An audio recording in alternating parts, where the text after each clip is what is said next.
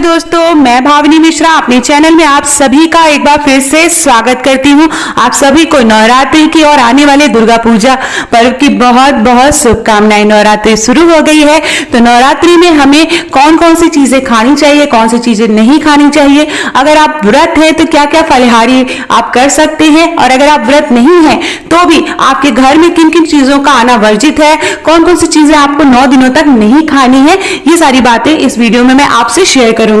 नवरात्रि में बहुत से लोग 9 दिनों का व्रत रखते हैं और बहुत से लोग प्रथमा और अष्टमी का व्रत रखते हैं। बहुत से लोग कंफ्यूज हो जाते हैं कि क्या खाना चाहिए क्या नहीं खाना चाहिए। जो लोग 9 दिनों का व्रत रखते हैं उन्हें सेहत का भी विशेष ध्यान रखना चाहिए, पोषक तत्वों की भी बहुत जरूरत होती है।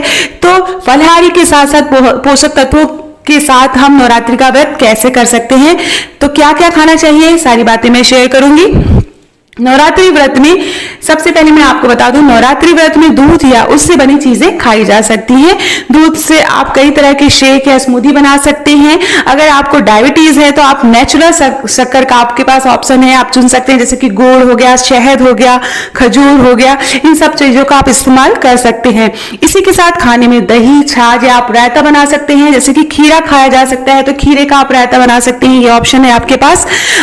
कोशिश करें कि बाजार की जो मिठाइयां है दूध से बनी हुई, उसमें मिलावट होती है तो वो आप ना खाएं। आप घर में जो दूध है उसको गाढ़ा करके आप मिठाई बना के खाएं तो ज्यादा अच्छा होगा।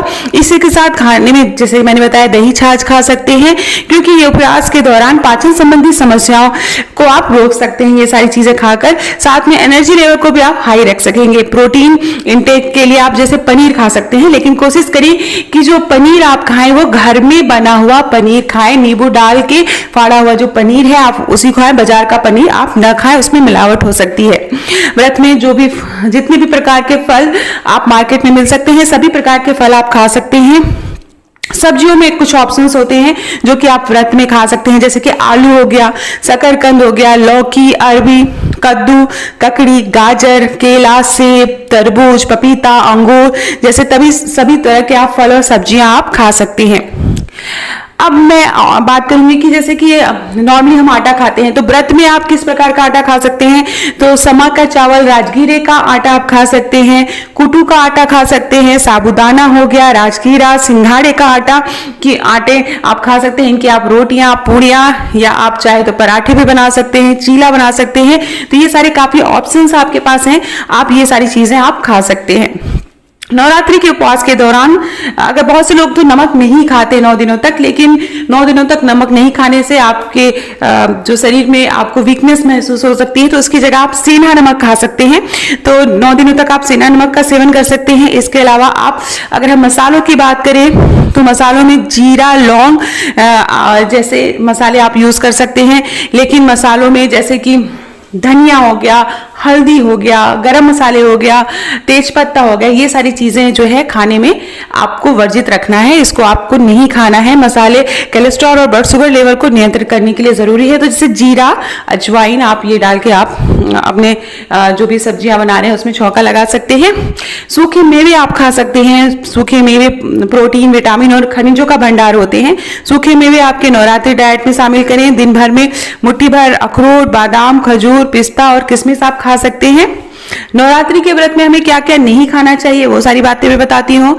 नवरात्रि में तामसिक खाने की चीजें की मनाही होती है। इसमें आप जैसे आप प्याज, लहसुन उसको खाना वर्जित माना गया है। इससे आप नवरात्रि के डाइट में शामिल न करें, और अगर आप व्रत नहीं हैं तो भी ये चीजें आप जो है नवरात्रि के समय न खाएं।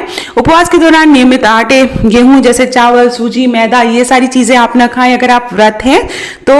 उसके अलावा दालों को नहीं खाना चाहिए नवरात्रि के व्रत में। नियमित नमक, हल्दी, करी पाउडर, धनिया, सरसों, राई आदि जो मसाले हैं वो नहीं खाने चाहिए। इन सभी चीजों के अलावा शराब, अंडा, मांस सभी चीजें नहीं खानी चाहिए जो लोग व्रत हैं। जो लोग व्रत नहीं हैं वो भी 9 दिनों तक आप विशेष ध्यान रखें कि घर में मांस, मच्छी, शराब, अंडा ये सारी चीजें ना बनाएं, क्योंकि माँ दुर्गा का आगमन हम करते हैं, तो इस सारी चीजों से हमें बचना चाहिए जो लोग व्रत हैं और जो लोग व्रत नहीं है। तो आशा करती हूँ आपको मेरा वीडियो पसंद